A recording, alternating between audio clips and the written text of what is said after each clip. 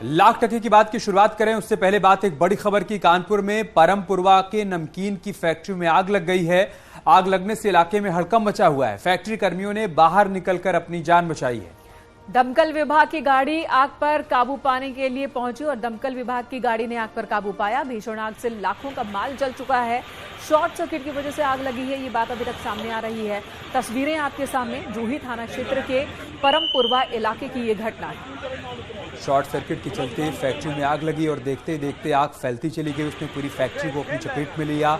मौके पर मौजूद लोगों ने दमकल विभाग को इस बात की सूचना दी। दमकल की टीम मौके पर पहुंची और कड़ी मशक्कत के बाद आग पर काबू पाया गया, लेकिन तब तक काफी नुकसान हो चुका था। नमकीन की ये फैक्ट्री है जिसमें आग लगी, जिसके बाद इलाके में हड़कंप मच गया। आग पर काबू पाने में काफी वक्त भी लग गया। आग बुझा ली गई है लेकिन काफी नुकसान हो चुका है। इस वक्त नुकसान का आकलन हो रहा है। अभी तक की खबर के मुताबिक शॉर्ट सर्किट की वजह से ही आग लगी है। क्या आसपास के दूसरी फैक्ट्री या दूसरी इमारतों को भी नुकसान पहुंचा है, इसका भी आकलन किया जा रहा है। इस वक्त प्रशासन की टीम मौके पर मौजूद है।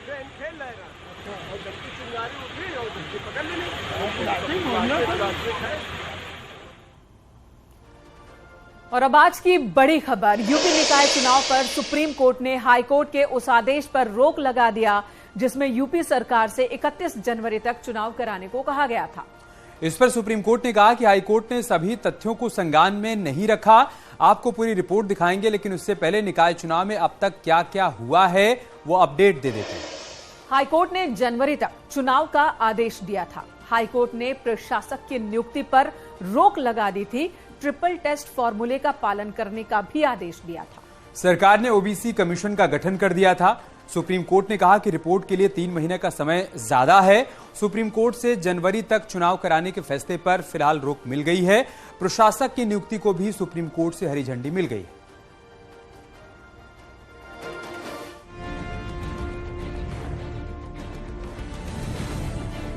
निकाय चुनाव पर सुप्रीम फैसला आया और ये फैसला योगी सरकार को बड़ी राहत दे गया। सुप्रीम कोर्ट ने हाई कोर्ट के उस आदेश पर रोक लगाई जिसमें यूपी सरकार से 31 जनवरी तक चुनाव कराने को कहा था। इस पर सुप्रीम कोर्ट ने कहा कि हाई कोर्ट ने सभी तथ्यों को संज्ञान में नहीं रखा। सर्वोच्च न्यायालय के इस फैसले को यूपी सरकार के लिए राहत के रूप में देखा जा रहा है। आज जो हुआ है वो केवल ये है कि सरकार को राहत मिली है। सरकार को ये राहत मिली है कि 3 महीने का कार्यकाल जो है 3 महीने के लिए हाई कोर्ट के आर्डर को स्टे कर दिया गया है। हमें इस बात से खुशी है कि मैं ओबीसी कम्युनिटी को रिप्रेजेंट कर रहा था कि ओबीसी के रिजर्वेशन जो है बना रहेगा।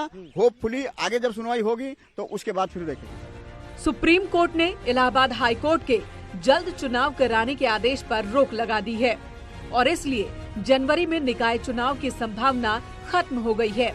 इलाहाबाद हाई कोर्ट ने 31 जनवरी तक यूपी में निकाय चुनाव कराने को कहा था। सुप्रीम कोर्ट ने कहा कि बिना आरक्षण के चुनाव नहीं होंगे।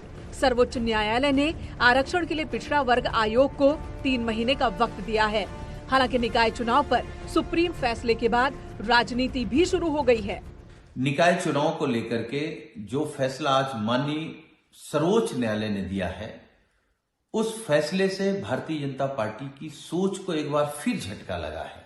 जो बीजेपी उत्तर प्रदेश में बिना पिछड़ों को आरक्षण दिए चुनाव कराने की मंशा रख रही थी, उस मंशा को एक करारा झटका लगा है और माननीय हाईकोर्ट के उस फैसले पर भी माननीय सर्वोच्च न्यायालय ने रोक लगा दी है, जिसमें माननीय हाईकोर्ट ने कहा था कि 31 जनवरी तक बिना ओबीसी को आरक्षण दिए चुनाव करा लिए जाए। निकाय चुनाव में ओबीसी आरक्षण को लेकर आदरणीय प्रधानमंत्री जी का, आदरणीय मुख्यमंत्री जी का और भारतीय जनता पार्टी सरकार की जो सामूहिक सोच है, आज उच्चतम न्यायालय ने भी उस पर मोहर लगा दिया। सरकार ये चाहती है कि जो निकाय के चुनाव हों वो ओबीसी आरक्षण को लागू करते हुए, और माननीय उच्चतम न्यायालय ने भी आज उसी बात को स्वीकारा। तो मुझे लगता है कि हम तो इसका स्वागत करते ही हैं। सभी को ऐसे निर्णयों का स्वागत करना चाहिए। एक तरफ समाजवादी पार्टी सरकार को घेरने की कोशिश कर रही है तो दूसरी तरफ मुख्यमंत्री योगी आदित्यनाथ ने सुप्रीम कोर्ट के फैसले का स्वागत किया। उन्होंने ट्वीट में लिखा, माननीय उच्चतम न्यायालय द्वारा उत्तर प्रदेश में नगरीय निकाय चुनाव के संबंध में दिए गए आदेश का हम स्वागत करते हैं। माननीय उच्चतम न्यायालय द्वारा दी गई समय सीमा के अंतर्गत ओबीसी आरक्षण लागू करते हुए यूपी सरकार निकाय चुनाव संपन्न कराने में सहयोग करेगी। ओबीसी के आरक्षण को लेकर खिलवाड़ हुई है और सरकार ने जानबूझ के किया है। सुप्रीम कोर्ट में कई बार इस तरह के फैसले आए हैं। कंटेम्प्ट ऑफ कोर्ट है ये, जो सरकार ने जानबूझ के किया है, क्योंकि सरकार फेस नहीं करना चाहती इलेक्शन। उत्तर प्रदेश के निकाय चुनाव में ओबीसी आरक्षण मुद्दे को लेकर समाजवादी पार्टी किसी तरह की कोई गुंजाइश नहीं छोड़ना चाहती। सड़क से लेकर सुप्रीम कोर्ट तक अखिलेश यादव ने लड़ाई छेड़ रखी है, लेकिन जैसे ही सुप्रीम कोर्ट का फैसला आया वैसे ही यूपी सरकार को राहत मिल गई और चुनाव के लिए 3 महीने का वक्त मिल गया। Bureau report, news 18।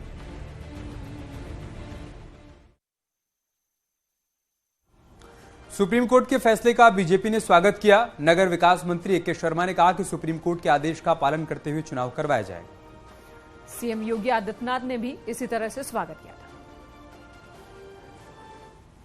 Bharatiya Janata party उसका स्वागत करती है और माननीय उच्चतम न्यायालय दी गई समय सीमा के अंतर्गत ओबीसी आरक्षण लागू करके निकाय चुनाव संपन्न कराने का जो मार्ग प्रशस्त होगा उसे हम आगे बढ़ाएंगे।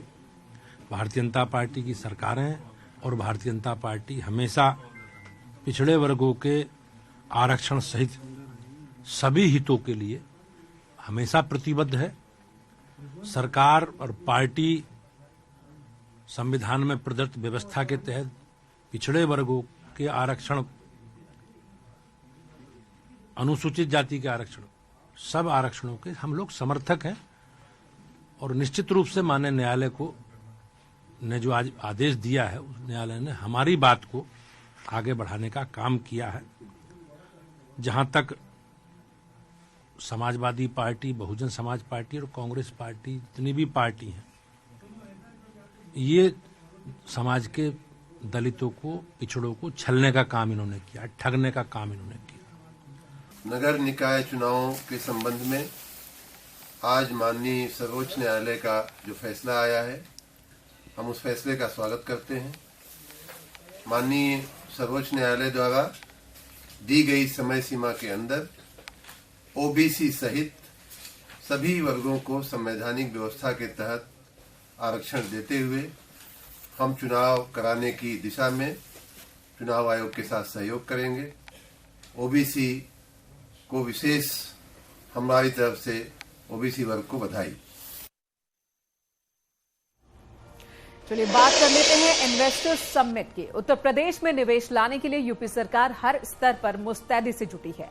16 देशों में रोड शो के बाद अब घरेलू रोड शो के लिए मुख्यमंत्री योगी आदित्यनाथ मुंबई पहुंच चुके हैं, जहां pre UP global investors summit कार्यक्रम में वो शामिल हुए और कल रोड शो भी करेंगे। आपको पूरी रिपोर्ट दिखाएंगे, लेकिन उससे पहले ये बता देते हैं कि किस देश से अब तक कितने निवेश की बात पक्की हो चुकी है। अमेरिका और इंग्लैंड की बात की जाए तो 4 लाख करोड़ रुपए का निवेश इन दोनों देशों से आने को लेकर अभी तक सहमति बनी है। वहीं जर्मनी और बेल्जियम 40,000 करोड़ के निवेश की बात वहां की कंपनियों से हुई है। खाड़ी देशों के उद्यमी 50,000 करोड़ का निवेश करेंगे। इसके अलावा दक्षिण कोरिया से 25,000 करोड़ के निवेश की बात बन गई है। जापान की कंपनी सीको 850 करोड़ का निवेश करेगी और सैन फ्रांसिस्को से नॉलेज पार्क के एमओयू एमओयू पर हस्ताक्षर हुआ है। फ्रांस और नीदरलैंड में 22,000 करोड़ के एमओयू साइन हुए, तो वहीं फ्रांस और नीदरलैंड से 22,000 करोड़ पर जो सहमति बनी है उसे लेकर काफी हद तक बात आगे बढ़ती हुई दिख रही है।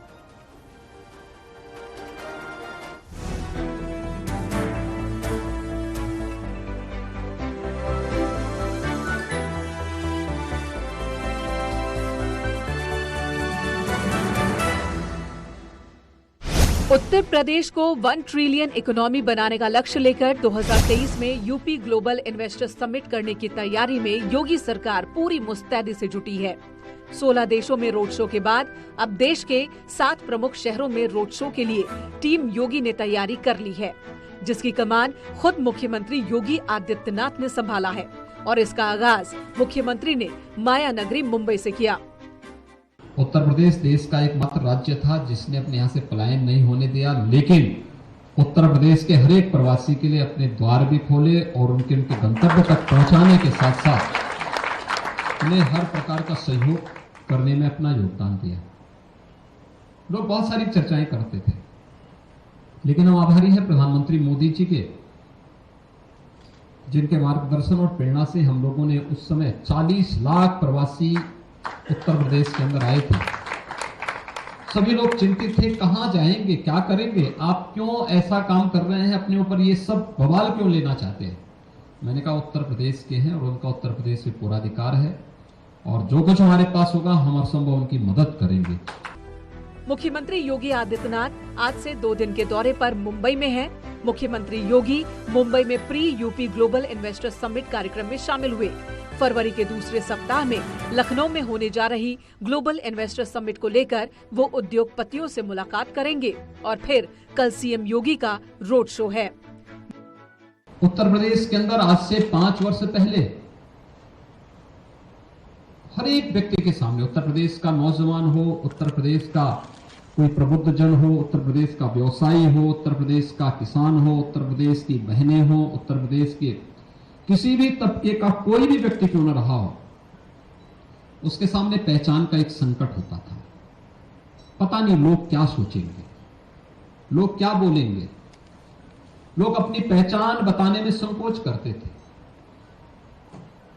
लेकिन आज मैं कह सकता हूं कि आप देश के अंदर भी और दुनिया के अंदर जहां कहीं भी जाएंगे, उत्तर प्रदेश आपको, उत्तर प्रदेश की पहचान से आप भी गौरवान्वित होते होंगे। और उत्तर प्रदेश के नाम पर मिल रहे सम्मान से हर व्यक्ति इस बात को कहता है कि हाँ, उत्तर प्रदेश ने कुछ नया किया है और करना चाहता है।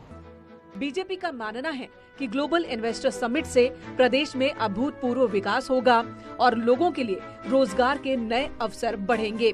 और इसके लिए एजुकेशन सेक्टर, कृषि और health sector, food sector, tourism sector, defence sector और आईटी सेक्टर में निवेश का प्लान तैयार किया गया है। आदरणीय प्रधानमंत्री जी के मार्गदर्शन में, माननीय मुख्यमंत्री जी के नेतृत्व में उत्तर प्रदेश 2017 से 2022 तक उत्तम प्रदेश बना है। अब सर्वोत्तम प्रदेश बनने की ओर अग्रसर। पिछली सपा बसपा की सरकारों ने एक बार सपा, एक बार बसपा, एक बार बसपा, एक बार सपा, लंबे समय तक कांग्रेस, इनने कभी नहीं सोचा कि हवाई कनेक्टिविटी अच्छी हो, ट्रांसपोर्ट सिस्टम अच्छे हो, हॉस्पिटल्स हो, रोड कनेक्टिविटी हो। आज जब 2017 में हम सरकार में आए थे तो केवल 2 एयरपोर्ट संचालित थे, आज 9 एयरपोर्ट संचालित हैं। 5 बहुत जल्दी चालू होने जा रहे हैं। 14 एयरपोर्ट, देश में पहला राज्य होने का सौभाग्य प्राप्त हो रहा है उत्तर प्रदेश को, जहां 5 इंटरनेशनल एयरपोर्ट, जिससे हर क्षेत्र में बम्पर रोजगार के मौके बन सके। दरअसल फरवरी में होने वाले ग्लोबल इन्वेस्टर समिट से सरकार 10 लाख करोड़ रुपए का निवेश पाने का लक्ष्य रखकर आगे बढ़ रही है। हाल ही में 16 देशों के 21 शहरों में रोड शो और बिजनेस मीट से 7 लाख करोड़ से ज्यादा का निवेश का प्रस्ताव आ चुका है। अब देश के 7 शहरों में निवेश का रोड शो होने जा रहा है। सरकार दावा कर रही है कि ये इन्वेस्टर समिट मील का पत्थर साबित होगा। Bureau report, news 18।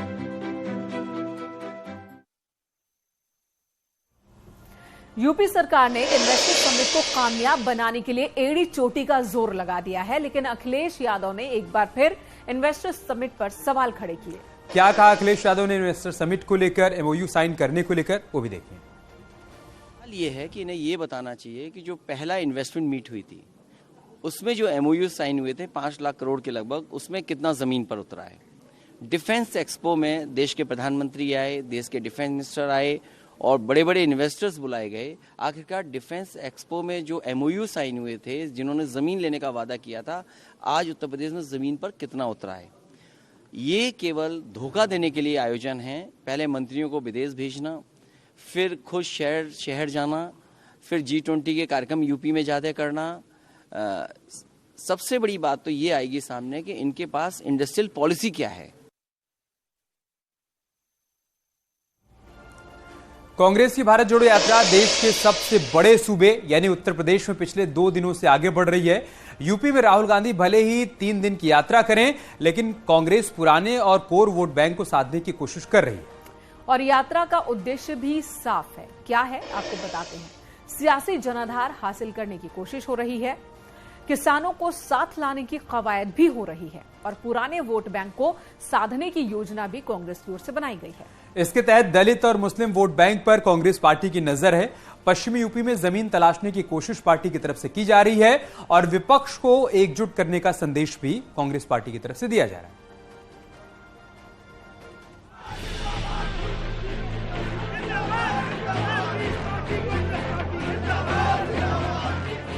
भारत जोड़ो यात्रा का कारवां जब यूपी में एंटर हुआ तो राहुल गांधी की सोशल इंजीनियरिंग दिखने लगी। किसान, दलित और मुसलमानों को जोड़ने के लिए राहुल गांधी ने ऐसा रोड मैप तैयार किया था कि न चाह कर भी किसान, दलित और मुसलमान यात्रा से जुड़ते गए। भले ही वो यात्रा देखने आए हों, लेकिन भीड़ बताती है कि किसानों के बहाने बागपत में किस तरह राहुल ने रणनीति तैयार की थी और इस कवायद से कांग्रेस यूपी में अपने खोए सियासी जनाधार को दोबारा हासिल करने की कोशिश करती नजर आ रही है। देखिए, जिस तरह से लोग आ रहे हैं कड़ाके की सर्द में, और बड़ी बात यह है कि किसान आ रहा है, नौजवान आ रहा है, वो ये दर्शाता है कि राहुल गांधी जी की यात्रा का जो संदेश है उसका असर बहुत गांव तक है और ये बहुत महत्वपूर्ण है। ये जो पूरा इलाका है वो बहुत किसान आंदोलन से बहुत प्रभावित रहा है। कीमत तो बहुत बढ़ गई शहरों में धान की, लेकिन विदा न हो सकी बेटी किसान की। मौका मिला तो लोगों ने कुर्सी के वास्ते तस्वीर ही बिगाड़ दी हिंदुस्तान की। ऐसे में यहाँ का जो जागरूक किसान है वो मौजूदा सरकार से गुस्सा है और उसका गुस्सा आज सड़क पर राहुल गांधी के समर्थन के तौर पर दिख रहा है। तो हम इस यात्रा को उत्तर प्रदेश में शानदार कामयाबी अपनी मान रहे हैं। जितना हुजूम है कि राहुल गांधी जी तक पहुंचना बहुत मुश्किल काम है। दिल्ली से लेकर उत्तर प्रदेश तक में दलित मुस्लिम कांग्रेस का परंपरागत मतदाता रहा है, लेकिन वक्त के साथ ये दोनों ही वोट बैंक पूरी तरह से खिसक गए और इसके चलते दोनों ही राज्यों में कांग्रेस आज सबसे निचले पायदान पर खड़ी है। पश्चिमी यूपी में दलित वोटर काफी निर्णायक भूमिका में है, जिसे कांग्रेस अपने साथ जोड़ने के लिए हर संभव कोशिश कर रही है और यही वजह है कि कांग्रेस ने कई दलित नेताओं समेत किसान नेता तक को निमंत्रण दिया, लेकिन पहुंचे नाम मात्र। अगर जिस रास्ते से यात्रा निकलती है उस रास्ते पर तो लोग अपने आप ही आ जा यात्रा को देखने आते हैं, पैदल चलते हुए लोगों को देखते हैं, सब लोग आ जाते हैं उसमें। तो उसमें क्या बीजेपी वाले नहीं देख रहे उस यात्रा को, वे भी देख रहे, ऊपर छत पर से देख रहे हैं, देखते जरूर हैं। यूपी के जिन 3 जिलों से कांग्रेस की यात्रा गुजर रही है उनमें मुस्लिम वोटर काफी बड़ी संख्या में। गाजियाबाद, बागपत और शामली में मुस्लिम निर्णायक भूमिका में है। ये कांग्रेस का पारंपरिक वोटर रहा है, लेकिन 3 दशकों में ये वोट बैंक समाजवादी पार्टी और बीएसपी के बीच बढ़ता रहा और इसी पर फिर से कब्जा करने के लिए राहुल ने अखिलेश यादव और मायावती को यात्रा से जुड़ने का निमंत्रण दिया, लेकिन उन्हें यात्रा से जोड़ने में वो नाकाम रहे। तभी बीजेपी ने इस यात्रा को विपक्ष जोड़ो यात्रा नाम दे दिया। कुल मिलाकर जो भारत जोड़ो यात्रा, जो एक विपक्ष जोड़ो यात्रा को भारत जोड़ो नाम देकर उन्होंने निकाला है, तो कुल मिलाकर वो विपक्ष को जोड़ने निकले हैं। कांग्रेस जानती है कि वो अकेले कांग्रेस पूरे देश में कुछ नहीं कर सकती। अगर भारतीय जनता पार्टी का मुकाबला करना है तो कांग्रेस को दूसरे राज्यों में खासकर क्षेत्रीय दलों के साथ में गठबंधन करना ही होगा। तो उसको लेकर ये विपक्ष को जोड़ो अभियान पर निकले हैं। तो उसको नाम तो नहीं दे सकते, तो नाम उसका भारत जोड़ो दिया है। तो उसी क्रम में उत्तर प्रदेश आए थे। उत्तर प्रदेश में सभी को उन्होंने चिट्ठी लिखी, सबको बुलाया, आमंत्रित किया, सबने उनको बधाई दी, धन्यवाद दिया, लेकिन कोई शामिल नहीं हुआ। रालोद शामिल हुई है, तो हमें लगता है कि रालोद के साथ में अपना इनका इंटरनल गठबंधन हो गया है या भविष्य में उनके साथ में पूर्ण गठबंधन हो भी जाए। राहुल गांधी की भारत जोड़ो यात्रा के जरिए पश्चिमी यूपी के इन 3 जिलों में जाने का उद्देश्य खिसक चुके मुस्लिम वोट बैंक को वापस लाने का है और इसीलिए राहुल गांधी के मंच पर मुस्लिम नेताओं को जगह दी गई और उन्होंने बीजेपी को तोड़ने वाली पार्टी बताया तो कांग्रेस से जुड़ने की अपील। लेकिन बीजेपी ने पलटवार करते हुए ये साफ कर दिया कि कांग्रेस यूपी में अपनी जमीन खो चुकी है, जो कभी वापस नहीं मिलने वाली। पद देखिए, जब उन्होंने पदयात्रा शुरू की तो 77 थी गुजरात में, 17 रह गई। ये पदयात्रा का ही प्रभाव है। देखिए, वहाँ की स्थिति तो पहले से ही मालूम है, एक बार तुम एक बार हम, तो वो उनकी पदयात्रा की वजह का प्रभाव नहीं है। वो किसान आंदोलन के सहारे भारत जोड़ो यात्रा को ताकत देना भले ही काम कर रहा हो या नहीं, लेकिन बीजेपी ने साफ कर दिया है कि कांग्रेस पार्टी यूपी में पूरी तरह से साफ हो चुकी है। कांग्रेस पार्टी तो पूरी तरह से प्रदेश से साफ हो चुकी है और भ्रष्टाचार के आकंठ डूबी हुई पार्टी से कोई मतलब नहीं। Thank you sir. तो ये थे हमारे साथ में डिप्टी सीएम ब्रजेश पाठक जी। इनका सीधे तौर पर कहना है कि कांग्रेस पार्टी उत्तर प्रदेश से साफ हो चुकी है और इस यात्रा में किसी के भी जुड़ने से कोई फर्क नहीं पड़ता। कांग्रेस ही एकमात्र ऐसी पार्टी है जो पूरे देश में हर जगह अपनी उपस्थिति रखती है। इतनी कमजोर हालत में भी कांग्रेस को पूरे देश में वोट मिलते हैं और देश के हर कोने से उसके विधायक और सांसद चुने जाते हैं। लेकिन केंद्र की सत्ता में 2 बार प्रचंड जीत के साथ पहुंचने के बाद बीजेपी ने हर राज्य में कांग्रेस का रास्ता रोक दिया और हर उस परंपरागत सीट से कांग्रेस का पत्ता साफ कर दिया जिसे वो गांधी परिवार की सीट मानते थे, जैसे अमेठी। Bureau report, news 18।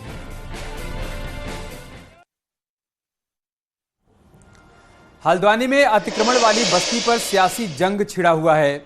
एक तरफ उत्तराखंड सरकार कोर्ट के फैसले पर बस्ती वालों को नोटिस जारी कर रही है, तो दूसरी तरफ दिल्ली से देहरादून तक सियासत जारी है। आपको पूरी रिपोर्ट दिखाएंगे, लेकिन उससे पहले अतिक्रमण वाली बस्ती पर 10 अपडेट आपको दे देते हैं। पहली बड़ी बात यह है कि रेलवे की 78 एकड़ जमीन पर अतिक्रमण किया गया है और दूसरी बड़ी बात यह है कि नैनीताल हाई कोर्ट से अतिक्रमण हटाने का आदेश जारी हो चुका है। रेलवे की जमीन से 4365 घर हटाने के आदेश जारी हुए हैं और कोर्ट के आदेश पर अतिक्रमण तोड़ने की प्लानिंग भी शुरू हो चुकी है। 7 जनवरी तक घरों को खाली करने का नोटिस दिया गया है। एक्शन के विरोध में लोग सड़कों पर उतर आए हैं, प्रदर्शन कर रहे हैं और विपक्षी पार्टियां प्रदर्शन को हवा दे रही हैं। कांग्रेस, एआईएमआईएम, एसपी, बीएसपी ने विरोध किया है घरों को तोड़े जाने का। मुसलमानों को बेघर करने का आरोप लगाया जा रहा है इन सभी पार्टियों की तरफ से। और 10वीं बड़ी बात इस मामले में यह है कि फैसले के खिलाफ 5 दिसंबर को यानी कल सुप्रीम कोर्ट में सुनवाई होगी।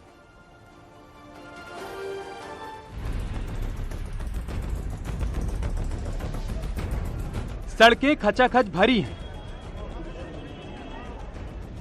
लोगों का हुजूम उमड़ पड़ा है। जहां तक नजर जाएगी लोगों की भीड़ ही नजर आएगी। पुलिस भी तैनात है और जंग अपने आशियाने को बचाने की, लड़ाई उस ठिकाने को बचाने की है जहां लोग कई सालों से घर बनाकर रह रहे हैं। लेकिन जहां इन लोगों ने अपना घर बसाया है वो जमीन अवैध है, वो जमीन रेलवे की है और उस अवैध बस्ती को हटाने के लिए अब सरकार अतिक्रमण हटाओ अभियान चला रही है। मामला न्यायालय में है और जो भी न्यायालय का आदेश होगा, और हम हमेशा कानून को, संविधान को, सबको मानने वाले लोग हैं, जो भी विधि सम्मत न्यायालय का फैसला होगा सरकार उस पर काम करेगी। सभी को माननीय न्यायालय पर भरोसा करना चाहिए, उन पर विश्वास करना चाहिए। हमारी संस्था है और हम सब लोग न्यायालय को मानते हैं और सरकार के स्तर पर न्यायालय का जो भी निर्णय आएगा वो हमको मानना है। हाथ में तख्तियां लिए इन लोगों की मांग है कि उनके घरों को उजाड़ा न जाए, उन्हें बेघर न किया जाए। लेकिन रेलवे की 78 एकड़ जमीन पर बने 4365 घरों को तोड़ने का फरमान जारी हो चुका है। हाई कोर्ट ने आदेश दिया तो ये लोग सुप्रीम कोर्ट पहुंच गए। लेकिन सवाल ये है कि क्या अवैध अतिक्रमण से कॉलोनी बसाई जा सकती है? सवाल ये भी कि अगर अतिक्रमण कर भी लिया तो अब उन्हें बेघर होने का डर क्यों सता रहा है और इस कार्रवाई पर सियासत क्यों हो रही है? इसमें जो है तमाम हमने अभी पूरे एरिया को जोन, सुपर जोन और सेक्टर्स में बांट दिया गया है। इसमें जो है पूरे एडीएम स्तर के अधिकारी सुपर जोन में लगे हुए हैं और एसडीएम और जो है सीओ स्तर के अधिकारी जो है वो जोन्स और इंस्पेक्टर जो है वो सेक्टर्स में लगे हुए हैं। और इसके बाद जो है सभी सेक्टर जोन्स की जो है गंभीरता से हम लोग आकलन कर रहे हैं कि मतलब कितने घर किस सेक्टर जोन्स में आ रहे, कैसे किस तरह से उनको वहाँ से हटाया जाएगा। और ये सब पूरा प्लानिंग जो है पुलिस प्रशासन ने इसमें किया हुआ है। फोर्स की भी डिमांड जो है मेरे स्तर से पुलिस मुख्यालय को कर दी गई है। तो जितने मजिस्ट्रेट की आवश्यकता थी, पैरामिलिट्री फोर्स की आवश्यकता थी, उसकी डिमांड हम लोगों ने कर दी है और आने वाले कुछ समय में हम इनको हटाएंगे। जब कोर्ट ने अतिक्रमण हटाने का आदेश दिया तो हल्द्वानी की आवाज दिल्ली तक पहुंच गई और सियासतदानों ने भी मोर्चा संभाल लिया और उस अतिक्रमण का समर्थन करने लगे जिसमें उन्हें वोट बैंक नजर आ रहा है। क्योंकि जिस 78 एकड़ जमीन पर ये अवैध कॉलोनी बसी है उसके बासिंदे को ये केवल वोट के लिए इस्तेमाल कर रहे हैं। एक बात सुनिए, जब दिल्ली में इलीगल कॉलोनीज को मोदी सरकार रेगुलाइज करती है, दिल्ली में चुनाव से पहले करती है, यहां पर 2016 में वही स्टेट गवर्नमेंट ने ये कहा कि ये स्टेट स्टेट की प्रॉपर्टी है। आज वहां की उत्तराखंड की बीजेपी की सरकार ये कह रही है कि स्टेट की नहीं है प्रॉपर्टी। आप बताइए कि ये कैसा इंक्रोचमेंट हो सकता है जब वहां पर 3 गवर्नमेंट के इंटर कॉलेज हैं, 5 गवर्नमेंट के स्कूल हैं, 5 गवर्नमेंट के स्कूल हैं, 3 गवर्नमेंट इंटर कॉलेज है। तो क्या हल्द्वानी में ये क्या इंक्रोचमेंट है? ये 70,000 से ज्यादा लोग बर्बाद हो जाएंगे अगर उनको निकाला जाएगा। तो हम देश के प्रधानमंत्री से अपील कर रहे कि इंसानियत की बुनियाद पर भारत के प्रधानमंत्री, भारत के वजीर आजम को इन लोगों की मदद करनी चाहिए। इनको वहां से यहाँ रुक रहे हैं छोटे से ब्रेक के लिए। खबरों का सिलसिला जारी है।